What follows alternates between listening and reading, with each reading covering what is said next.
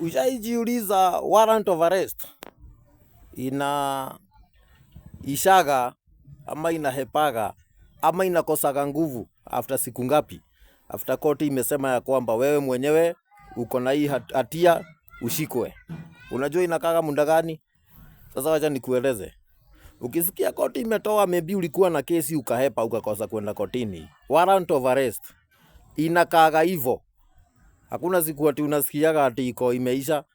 Maybe wakili ameenda, umetuma wakili, yani maybe tuseme umejificha na huko, umetuma wakili ende aseme iondolewe hiyo warrant of arrest.